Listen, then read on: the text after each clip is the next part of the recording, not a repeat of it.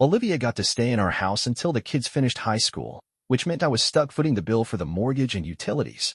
As if that wasn't enough, she walked away with half the value of my business, and I still had to keep making the payments on her car.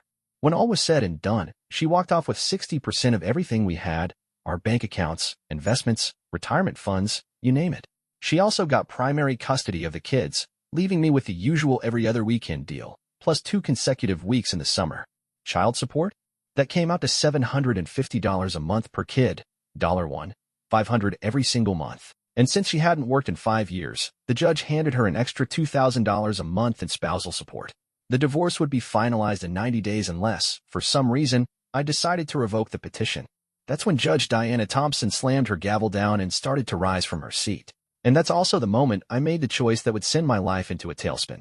I muttered one word under my breath. Just one. I told her I didn't see what was so hard to understand, and, if necessary, I'd be happy to explain it to her. Judge Thompson froze mid-motion, whipping her head around so fast I was half convinced she'd snap her neck. She looked at me like I had just committed the ultimate sin. Slowly, she lowered herself back into her chair, her face shifting from pure shock to something far worse. She was furious. Not just angry, her eyes had the kind of cold fury that could freeze fire. She announced that she wasn't an idiot. She knew exactly where this was headed, and she didn't care. She had already decided how this was going to play out, and I had exactly 1 minute to apologize before she held me in contempt of court. I shot back that at least she'd get one thing right that day, making it painfully clear just how much contempt I actually had. My lawyer damn near lost it. He hissed at me to shut up, scrambling through his briefcase like he was searching for a magic spell to make me stop talking. Judge Thompson wasn't amused. She sneered, slammed her gavel again, and told me she'd be more than happy to see how much contempt I'd still have after 30 days in a cell. That's when I decided to push my luck. Sarcastically, I told her to make it 60. Hell, why stop there? Maybe we should go for more. And because I wasn't finished making my life harder, I added one final parting shot. I suggested that if she got laid every once in a while, maybe she wouldn't be such a miserable human being. Then I raised both middle fingers and told her to put them to good use. Maybe she'd finally relax. At that moment, I half expected someone to call for an ambulance. Her face turned such an alarming shade of red that I started to wonder if she was having a stroke. Either that, or her head was about to explode. Turns out, it was neither. Instead, she sentenced me to 90 days. Her voice had a deep, almost demonic edge as she ordered the bailiffs to take me into custody. My lawyer looked like a man who had just watched his entire career go up in flames. The rest of the courtroom sat in stunned silence. And me? I laughed. That probably explains why I was sent for a few court-ordered sessions with a psychologist while I was locked up. The next morning, I got a letter from my lawyer's firm. They were dropping me as a client. No shock there. Now, I bet you're wondering how things got to this point in the first place. So, let me take a step back. My name's David Green. I'm 31 years old, born and raised in the heart of America by a solid, middle-class family. I grew up with old-school values. Right was right, wrong was wrong, respect had to be earned, and a man's word actually meant something. My folks taught me to work hard, be generous with what I had, and stand by my principles. The golden rule? Treat others the way you'd want to be treated. But what people don't talk about enough is the other side of that. Treat others how they treat you. Sure, the Christian thing to do is to turn the other cheek. But me? I've never been good at that. I've got a stubborn streak a mile wide, and if someone wrongs me, I don't just let it slide. Take high school, for example. I dated a girl named Laura Baker for a few months. We had a fight and broke up, not permanently, just enough to cool off for the weekend. By Monday, we'd probably be back together. Except on Saturday, I spotted my cousin Robert taking Laura to the movies. Now, Robert wasn't just family. He and I were practically brothers, same age, inseparable growing up. He knew full well that Laura and I weren't done for good, but he took her out anyway. From that moment on, he was dead to me. When Monday rolled around and Laura tried to talk to me, I ignored her. At church on Sunday, Robert walked up and tried to explain himself. I just stared at him in silence. When he finished, I turned and walked away. Even at Sunday dinner, when both our families sat at the same table, I acted like he didn't exist. When he tried playing video games with me, I just left the room. Our parents tried to force a reconciliation, but I refused. A year later, I got my payback. I stole his girlfriend. And even then, I still wouldn't speak to him. When he confronted me, I hit him. Years later, he sent me a wedding invitation. I threw it straight in the trash. And when I married Olivia, I invited every last member of my extended family, except Robert. Yeah, I know. Holding grudges isn't exactly smart. But let's be clear, Robert and Laura didn't make an innocent mistake. They knew exactly what they were doing. and I don't forgive people who intentionally cross me. Now, some of you probably think I'm an idiot, and if that's the case, let me push a few more buttons. I believe in consequences. If you drive drunk and get caught, you lose your license, your insurance spikes, and you do community service. If your job depends on driving, well, you just lost your job. That's what I call a foolish tax. If a girl gets pregnant at 18 because she didn't bother using protection, her foolish tax is called motherhood for the next 18 years. If a guy knocks up his prom date, he better be ready to step up and take responsibility. Life is about choices, and choices have consequences. That's personal responsibility, and I refuse to pay for someone else's mistakes. So, I did things the right way. I worked my ass off in high school, kept my grades up, and landed scholarships that got me through college. I did just fine with women, made sure to stay in shape, and always held my ground in an argument, even if it meant getting into a few fights along the way. One more than I lost, too. Graduated with a degree in economics, minored in accounting, then went on to get my MBA. Landed a solid job at a big company making good money. And that's where things really started. Being single with minimal expenses, I had plenty of extra cash, so I decided to try my hand at the stock market. Turned out, I had a real talent for it. I did well, better than I expected, and made a solid profit on the side. A few months into my new job, I met Olivia at a party. We hit it off right away. I asked her out, and from there, things just took off. She was breathtaking, and I don't say that just because she was my girlfriend. Wherever we went, people noticed her. My buddies made it clear that if we ever broke up, they'd be first in line to take a shot. Even my lesbian friends joked about switching teams for her. Eventually, I popped the question. She said yes, and we tied the knot. Olivia had gone to college too. I used to joke that she was after her MRS degree. You know, the type of girl who goes to school mostly to find a husband and avoid adulthood for a few more years. She didn't quite accomplish that, but she did graduate with a degree in art history, which, as expected, led to an illustrious career as a Starbucks barista. Yeah, I know. I sound like an arrogant jerk. Get over it. After we got married, Olivia quit her job a week before the wedding and became a full-time homemaker. Our sex life was fantastic. We bought a beautiful 3-bedroom house, and life felt pretty damn solid. I was making great money at my job, and between that and my stock market gains, we were sitting comfortably. We didn't blow money on nonsense, so we saved a lot. Every bonus I earned went straight into investments, and I maxed out my $400,000 contributions. My goal? Retire before 40. I kept climbing the corporate ladder, earning bigger bonuses, stacking promotions. Everything was going exactly according to plan. A few years into our marriage, I came home one Friday night to find Olivia all dressed up, grinning from ear to ear. Hurry up and get showered and changed. We're going out to celebrate tonight. Daddy. Daddy? Holy hell, did she just say what I thought she said? We had been trying for a few months, so it wasn't completely unexpected, but hearing it out loud still floored me. I grabbed her, lifted her off the ground, and kissed her all over her face. I figured we'd be toning down our celebrations soon, what with the pregnancy and all. But that night, we went all out. The next several months were filled with excitement, picking out names, setting up the nursery, enjoying every moment of anticipation. Then came the twist we never saw coming. Twins. 2 little girls. I was beyond thrilled. I couldn't wait to spoil them, to have 2 little daddy's girls to dote on. Life felt perfect. The big day finally arrived, and we rushed to the hospital. A few hours later, our daughters were born, perfect, healthy, and beautiful, with 10 fingers and 10 toes. Since they were twins, they had to stay a few extra days, but there were no complications. When we finally brought them home, both of our families were there to welcome them. My mom, in particular, was over the moon. She had been waiting a long time for grandkids, and now she had 2 at once. Life changed in all the right ways. The big corporate job was taking too much time away from my family, so I decided to do something about it. We had plenty of money saved, and I had a solid track record with investing. So I took the leap. I got my licenses and started my own investment firm. I had already been helping out friends and family with their money, so I made it official. They became my first clients, and that gave me a strong foundation. Before long, former coworkers started moving their portfolios over to me, too.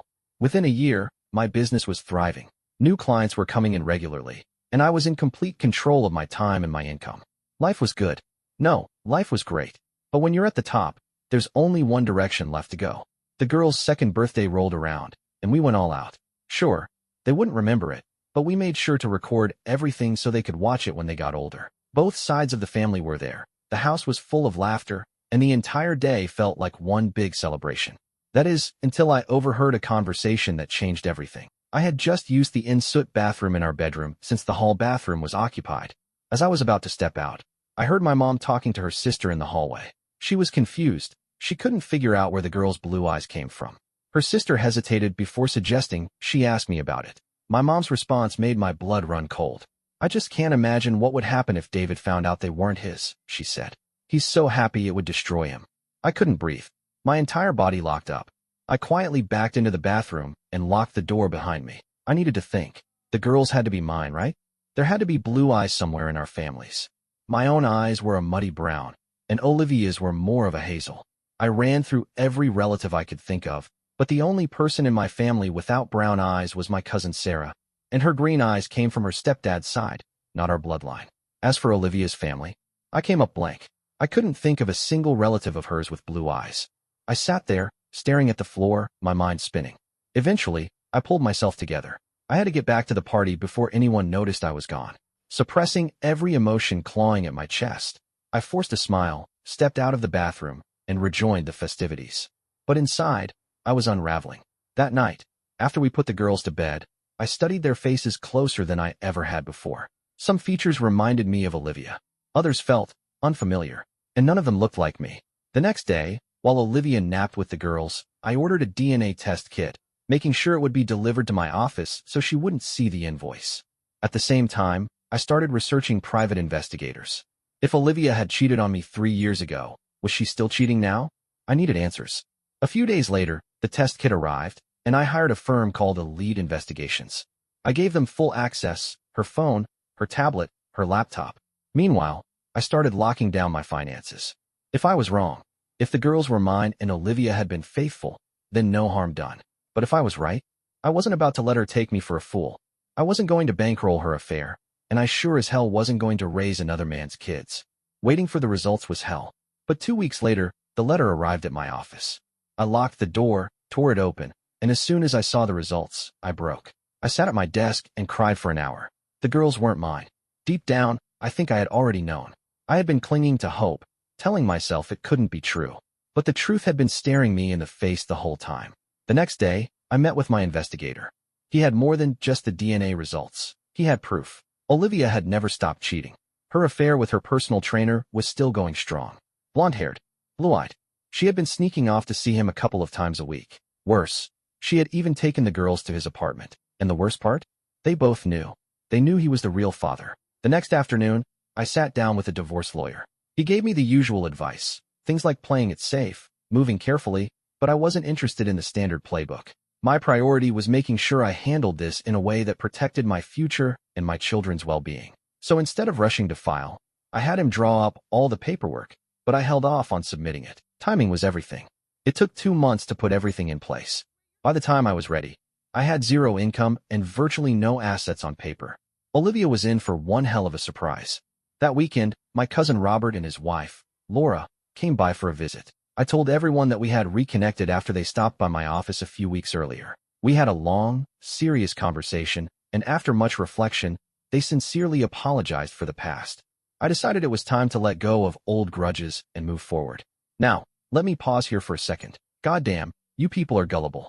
Yes, Robert and Laura did visit me. And yes, they apologized. And yes, I did genuinely forgive them and welcome them back into my life. But I might have left out a couple of tiny, irrelevant details. Just a few minor coincidences, really. See, Laura's family. Well, let's just say they aren't exactly the type to shy away from bending a few laws. Some of them are big guys, the kind who don't hesitate to throw a punch in a bar fight. And while it's purely speculation, completely unrelated to this story, of course, there are rumors that a few of them might be enforcers for a certain group of businessmen who operate in some legally gray areas. But hey, who doesn't love a little small-town gossip? Now, a couple of days before Robert and Laura's visit, there happened to be a news story about a personal trainer getting mugged outside a gym. Apparently, this idiot thought he could take on 5 guys at once. Bad move. By the time they were done with him, he had a shattered nose, a broken jaw, fractured ribs, a busted arm, a dislocated kneecap, and, tragically for him, a set of ruptured testicles.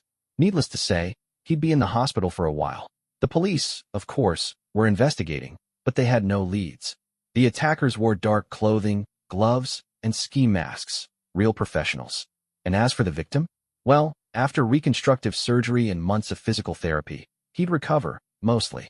But let's just say his intimate life might never be quite the same. Oh, and his car? Stolen. Likely chopped for parts. His credit cards? Maxed out. His bank accounts? Drained.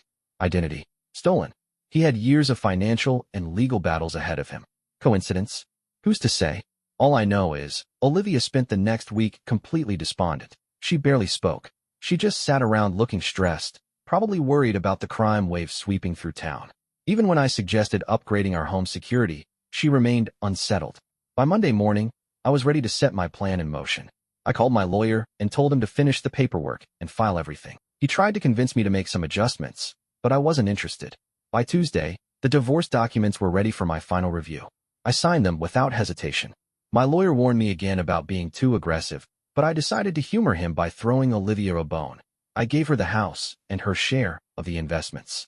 Of course, what she didn't know was that the investment accounts had been empty for over a month. She was getting 100% of absolutely nothing. Meanwhile, I had been quietly moving my things out of the house piece by piece over the past few weeks.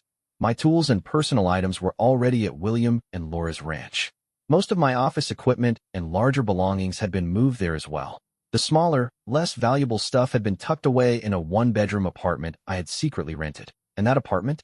Owned by an offshore LLC with layers of protection, making it nearly impossible to trace back to me. By Friday morning, everything was in place.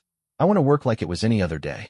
But instead of sticking around, I hopped into my truck, a vehicle I had secretly moved to my office days earlier, and drove straight to the bank. I withdrew every last dollar from our accounts, leaving exactly $100 in both checking and savings. Then, I emptied our safety deposit box.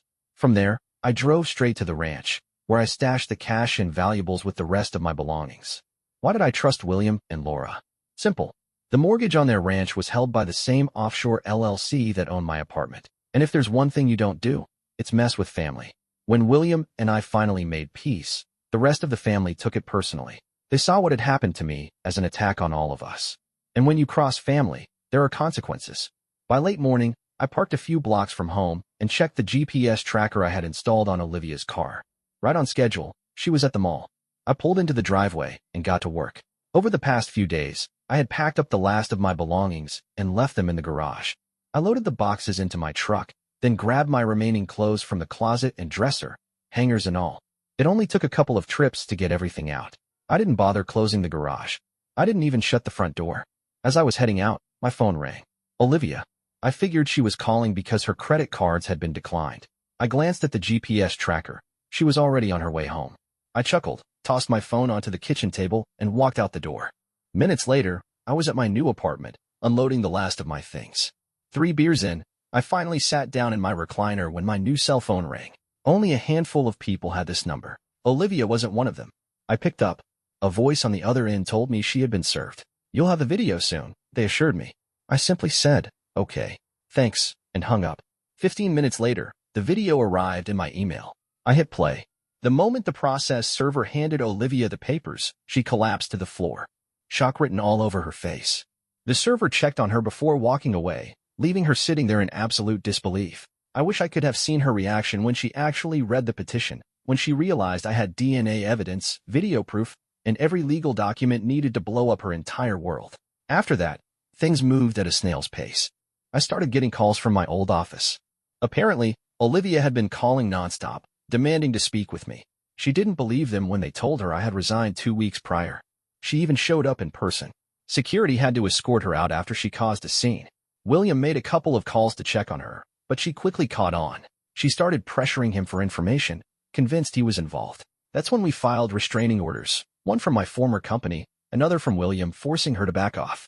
2 weeks later, my lawyer reached out to her directly. It was time to find out who she was hiring to fight this war. Olivia hadn't hired a lawyer yet. She was running out of money fast, left with nothing but whatever cash was in her purse and the measly $200 I'd left in our accounts. With no other options, she turned to her parents for support. Meanwhile, I kept my head down. No new projects, nothing in my name, and nothing left for her to seize. Eventually, though, she did get a lawyer, and meetings were scheduled. I refused to attend.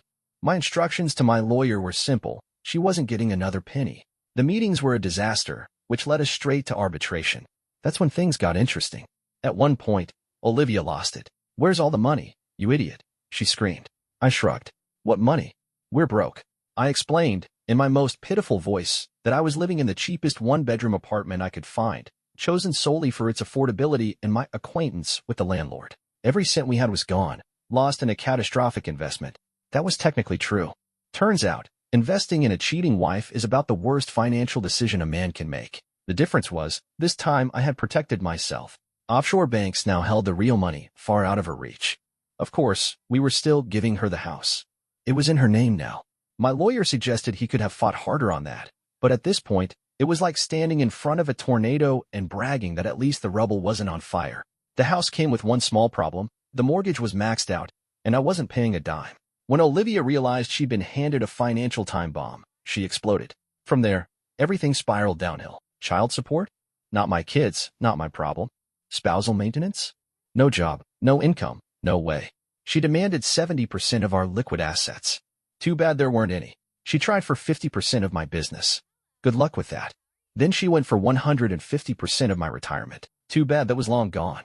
Arbitration failed spectacularly. That meant we were heading straight to court, right into the hands of the worst possible judge for a guy in my situation, Judge Diana Thompson. A notorious, feminist, man-hating tyrant who had made it clear she despised me. If you think I had any chance of convincing them that there was no money, you'd be dead wrong.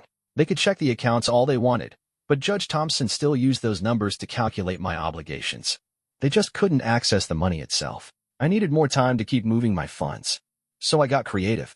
I personally withdrew everything from one bank, then spread it across multiple banks, each account under different names. That's where one of Laura's family's businesses came in handy, a gag gift shop that sold fake IDs for entertainment purposes only, as stated on the cards. For about $150, I even got myself an ID that said I was Jesus Christ. The only giveaway was the little "for entertainment purposes" disclaimer at the bottom. For a higher fee, they'd leave that part out. Meanwhile, I electronically transferred other funds through multiple accounts, a move that was technically traceable, but time-consuming and expensive to untangle. Back in front of the judge, this time 60 days into my 90-day county jail sentence, she sneered at me. "So, have you learned your lesson yet? About not marrying a cheating spouse?" I shot back. "Yeah, I learned that long before this court." Her forehead vein started throbbing dangerously. "I was referring to your attitude in my courtroom." I shrugged. "Oh, that? No issues here. I was just worried about your blood pressure. Must be sky-high during your doctor visits." That didn't go over well. She warned me that she could extend my stay. Given my behavior, she decided to tack on another 30 days, just for good measure. Then she brought up the real issue. "Why haven't you made your first 2 child support or spousal maintenance payments to your ex-wife?" She also noticed my lawyer was missing. "Has your legal counsel abandoned you?" I let out a long sigh. "I'm in jail. I have no access to my money. Because I have no access to my money, I can't send any. Since it was your decision to put me here, maybe you'd like to explain to Olivia why she isn't getting the money she's trying to steal." Her eyes narrowed. "Do you understand? Or do I need to explain it in simpler terms?" That was enough to get me escorted back to my cell for another 90 days. So, let's do the math. 30 days from my original sentence, 30 from her first tantrum, and another 30 for my latest slip of the tongue. Honestly, it wasn't that bad. Yeah, the food sucked, but I still ate it. I had a decent bed, plenty of free time, and access to weights and exercise equipment. I made the most of it. Besides, my reputation inside wasn't too shabby. First off, my courtroom antics had made the rounds, earning me a few friends. Second, Laura's family had some useful connections. The only real problem came from one of Olivia's dumber cousins. This idiot thought it'd be a brilliant idea to get arrested for a minor offense, just so he could land in jail with me and teach me a lesson. The entire jail population recognized him before he even set foot inside. It didn't take much brainpower to figure out what he was up to. The moment he stepped into the yard, someone accidentally slammed into him while tossing a football, elbowing him in the gut. Still determined, he took a few more steps, only to get nailed in the face with a basketball. The guy who threw it apologized profusely, right before another accidental elbow caught him in the chin. By the time he was helped back to his feet, he was already rattled. But he kept coming. Finally, he got within striking distance and thought he'd take a cheap shot at me with a sucker punch. Too bad I wasn't clueless. I spun around just in time and sent a kick straight into his groin, clean, solid, and powerful enough to make a 65-yard field goal. That was it. Game over. 2 days later, he refused to leave his cell for yard exercise. Spent the rest of his time sulking until they finally released him. Back in court, Facing the judge once again, she asked if I was finally ready to apologize. For what? I asked. She narrowed her eyes. Your vile courtroom outburst. I tilted my head. I really don't know what you're talking about. That earned me a dismissive glare. Keep a civil tongue, or I'll extend your stay again. I sighed. Honestly, I'm getting tired of seeing your face. Maybe a new judge will take over next time. You're on my last nerve. She clenched her jaw. Sarcastically, I added, you know, if I start stomping my feet and throwing a tantrum, maybe we'll need an EMT in here in case you have a stroke. Her expression darkened. Then I got back to the real issue. By the way, I haven't paid a dime in child support, spousal maintenance, mortgage, or utilities. And do you know why? I leaned forward. Because I can't pay anything while I'm sitting in jail. I can't work. And that's on you. The kids aren't mine, I said flatly. My ex-wife's a cheater. She can figure out how to pay for her own life. Hell, maybe she can even charge for it. Then I addressed another point. I already gave her half the business. That should have been plenty. Olivia's lawyer jumped in, clearly frustrated. Your Honor, my client hasn't been able to take possession of her portion of the business because Mr. Green sold the company to an overseas entity 2 months before filing for divorce. We haven't been able to track down the actual owners. Before anyone could respond, a woman in a sharp business suit stepped forward. She was striking, mid-30s, confident, completely in control of the room before she even opened her mouth. I represent the board of directors for the firm that purchased Mr. Green's business, she announced smoothly. We move to dismiss any ruling awarding Mrs. Green ownership of a business that no longer belongs to her ex-husband. The judge blinked. And why is that? It's highly irregular to grant a share of a company without the business itself being involved in the proceedings, she explained. This purchase was finalized before the divorce was filed. The company has no legal ties to Mr. Green, and we reject any claim of ownership from Mrs. Green. Olivia's lawyer frowned. What about the money from the sale? The woman didn't even flinch. The transfer of ownership and payments were handled entirely overseas. I'm not privy to those details, but my understanding is that none of the funds ever entered U.S. territory. She smiled faintly. Any claim to that money would have to be pursued with Mr. Green in the jurisdiction where the funds are located. The lawyer pressed on. And where exactly would that be? The initial transfer was to Belgium, she said casually, but it was moved shortly after. I have no knowledge of where it went after that. My ex-wife's lawyer was practically sputtering at this point. Growing desperate, he pivoted to the house. Your Honor, the mortgage hasn't been paid in 3 months. The utilities are about to be shut off. Olivia's parents helped at first, but they can't afford to keep covering her expenses. Even though she's working as a waitress, she's barely keeping her head above water. The judge turned to me with an exasperated sigh. Mr. Green, you have 1 week to catch up on all overdue payments. I let out a low chuckle. Sure thing, Judge. Just show me how to pull cash out of thin air, and I'll get right on that. Her glare could have set me on fire. I'm in jail, I reminded her. No access to money. No job. No way to earn anything. How exactly do you expect me to make payments? The courtroom was silent. I leaned back, feigning boredom. I don't have a lawyer because I'm broke. You keep saying I have hidden accounts, but if they exist, where's the proof? I don't even know where these so-called mystery funds are. Maybe Olivia took all the money while she was running around with her boyfriends. Her lawyer objected instantly. That accusation makes no sense. Oh, but keeping me in jail without access to funds while demanding I make payments does? I shot back.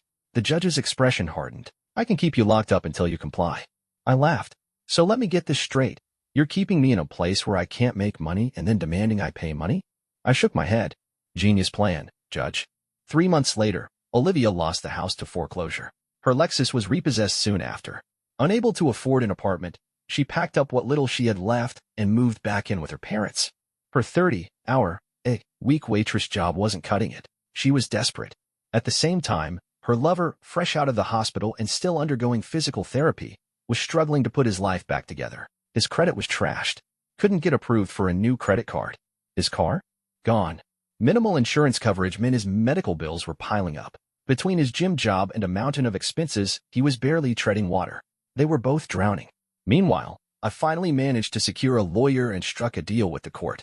They agreed to release me so I could find work and start making payments.